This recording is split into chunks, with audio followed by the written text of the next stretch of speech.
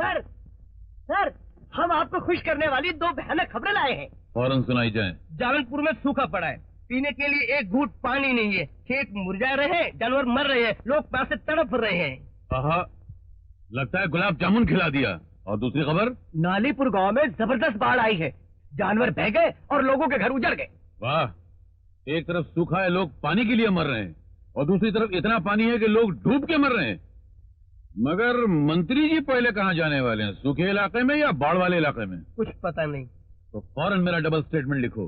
अगर ये बात हो तो वो बयान छापना, और वो बात हो तो ये बयान छापना।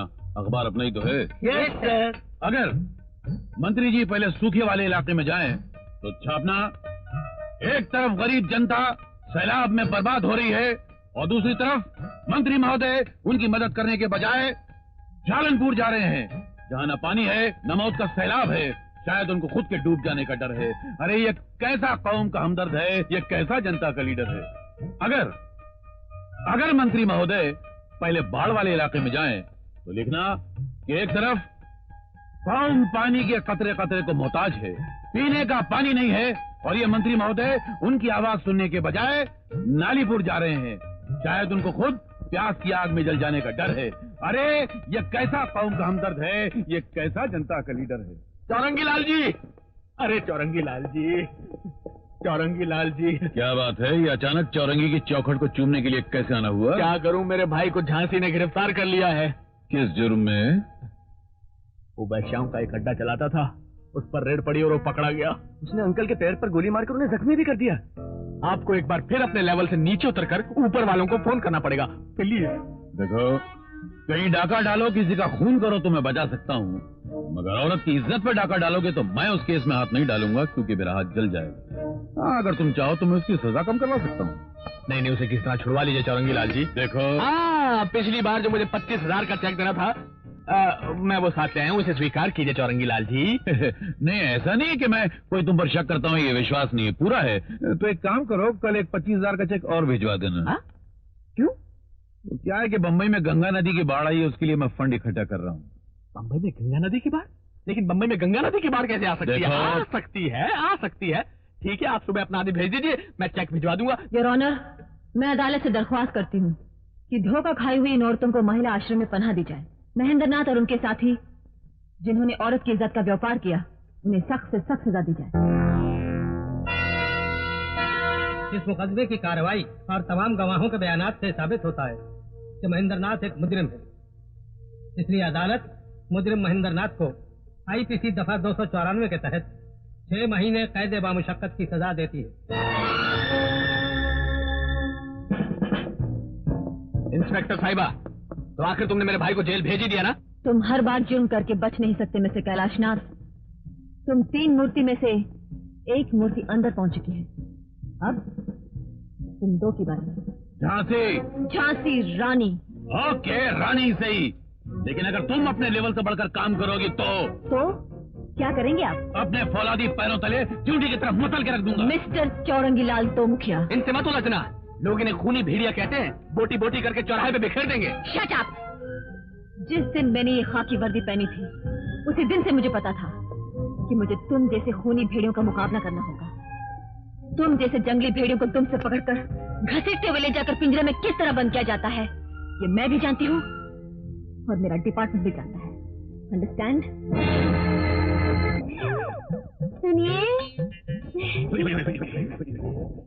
सुनिए ना, उठिए ना, आज हमारी शादी की सालगिरह है जी।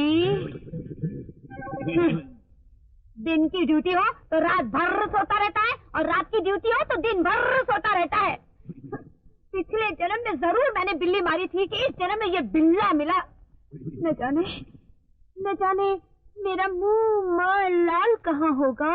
गोबर की नदी में हराम का छिलका डूब कर मर रहा होगा। कौन है ये साला मुंह लाल?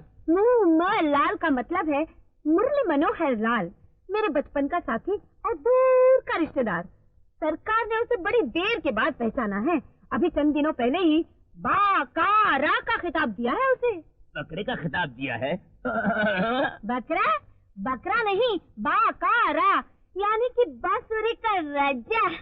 अगर वो यहाँ बांसुरी बजाना शुरू कर दे तो हमारे घर की दहलीज भी नाचना शुरू कर दे। अगर मैं बजाने लग जाऊं तो इस घर की छत उड़ जाए। मुंह बंद कर और सो जा। जिस दिन से शादी हुई है यही तो करती रही हूँ मैं। आ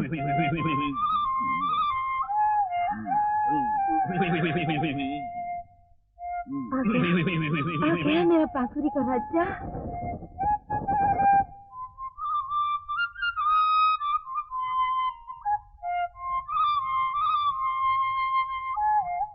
मुरलिया,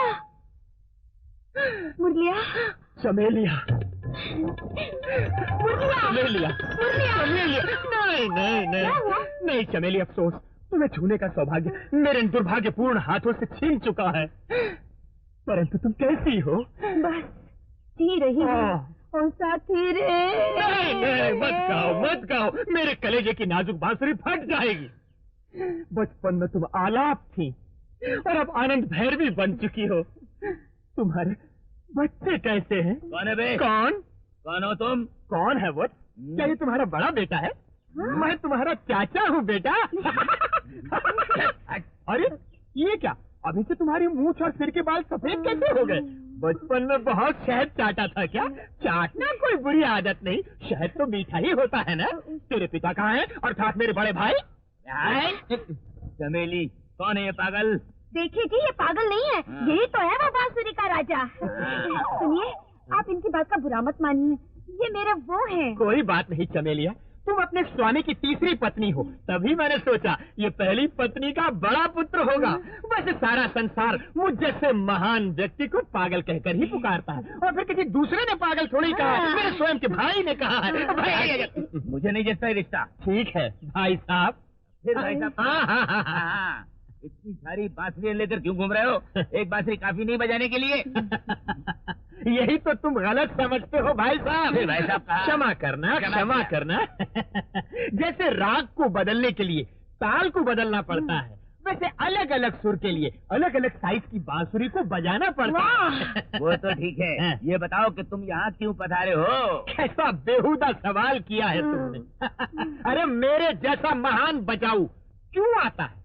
प्रोग्राम करने के लिए। अपने यहाँ भी कोई प्रोग्राम रखवाइए, आपके प्रोग्राम में तो फ्री बजाऊंगा बांसुरी।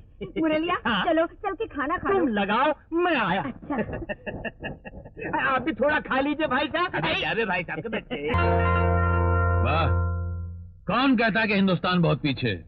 इस मामले में तो बहुत आगे। अच्छा, अब आप ही बताइए मैं क्या करूं?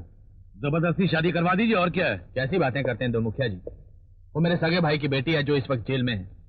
ऐसे हालात में उसकी शादी कैसे करवा सकता हूँ? सॉरी। अरे कोई मर्डर करने को थोड़ी कह रहा हूँ, शादी करवाने को कह रहा हूँ। और अगर तुम नहीं कर सकते तो मुझ पर छोड़ दो, अखबार में एक सिंगल स्टेटमेंट देके दोनों की जबरदस्ती शादी करवा सकता हूँ। बुरे से बुरा आदमी भी जब अपनी बेटी की शादी करता है तो एक नेक लड़के से करना चाहता है चौरंगी लाल। तो क्या मैं नालायक हूँ? यही मेरी भतीजी ने बताया। अब आप तशरीफ ले जा सकते हैं। कैलाशनाथ,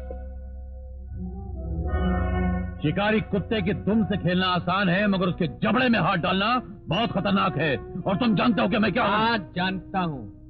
तुम कल के एक्स-एमएलसी हो और मैं आज का करोड़पति हूँ। Okay okay. Shankar, yes sir. गाड़ी तैयार है? Yes sir. शंभू, जी हाँ। ड्राइवर तैयार है? जी हाँ। इस घर को थूक थूक के भर दो और चलो। Damn it.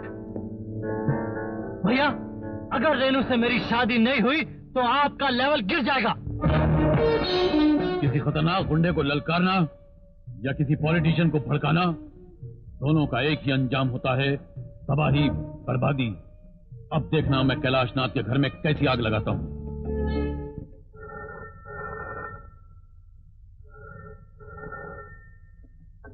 हेलो, नमस्ते इंस्पेक्टर साहिबा। आप कौन बोल रहे हैं? कानून की इज्जत करने वाला। आपके पति चंद्रशेखर लॉरी के नीचे आकर नहीं मरे थे, बल्कि उनका कत्ल किया गया था। आपको कैसे मालूम? फैक्ट्री का एक मामूली मजदूर सन्यासी राजा अचानक एक शराब की दुकान का मालिक कैसे बन गया? छानबीन कीजिए, खुद ब खुद पता चल जाएगा।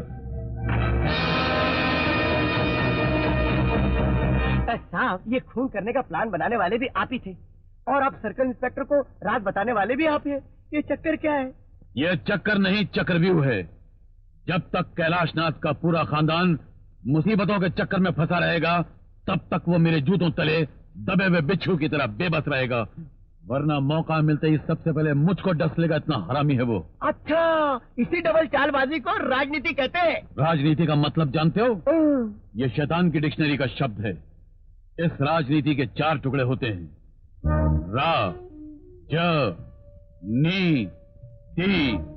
रा से राक्षस की तरह, ज से जनता को न से नुकसान पहुंचाने वाला और त से तिगड़मबाजी करने वाला, और इन चारों बातों में मैं शैतान का उस्ताद माना जाता हूँ।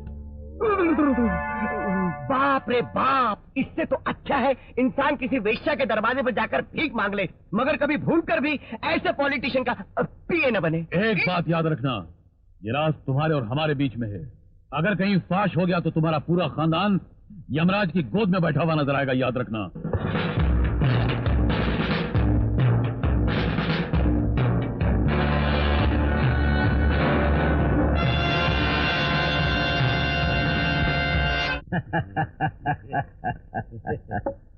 ये लो बलराम, सन्यासी राजा का स्पेशल माल, चढ़ाओ गटागट।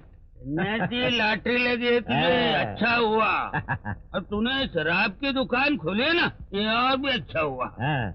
मगर सन्यासी, दुकान का नाम तुमने सन्यासी राजा वाइन शॉप रखा है ना, ये बहुत बंडल है। अरे सन्यासी राजा।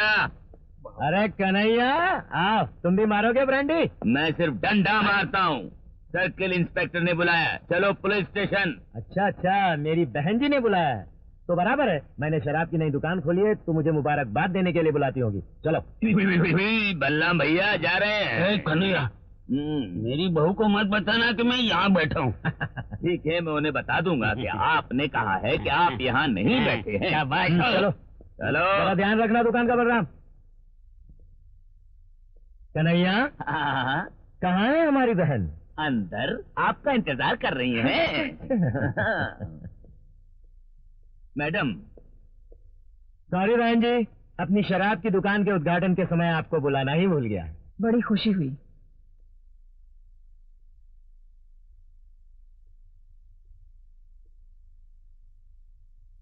तुमसे कुछ बातें करनी है, चलो। ये पुलिस वाले मुझसे किस बारे में बात करना चाहते हैं? आए? नहीं, वो तो नहीं हो सकता। आओ, बैठ जाओ। आप तो मुझे इतनी इज्जत दे रही हैं कि मैं खुशी के मारे पानी पानी हो रहा हूँ। ये मुझे बांध क्यों रही है बहन जी? तुम लोग बाहर जाओ। अरे ये सब क्या हो रहा है बहन जी?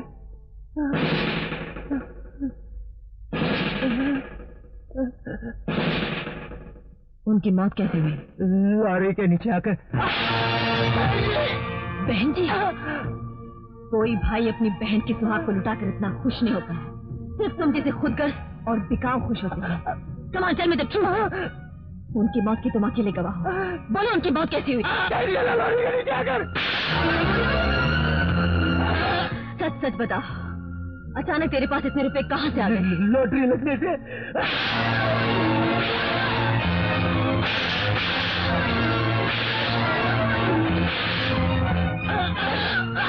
बोलो, उनका कत्ल किया गया था ना? जिस डॉक्टर ने सर्टिफिकेट दिया कि उनकी मौत लॉरी के नीचे आकर हुई है, उसे छोड़कर मुझे क्यों मार रही है?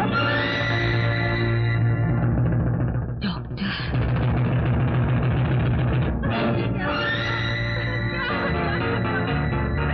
मेरी माँ का सिंदूर तूने क्यों मिटा दिया? हमने किसके सहारे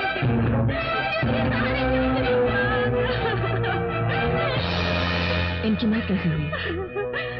इनकी गोलियां खाकर आत्महत्या कर ली।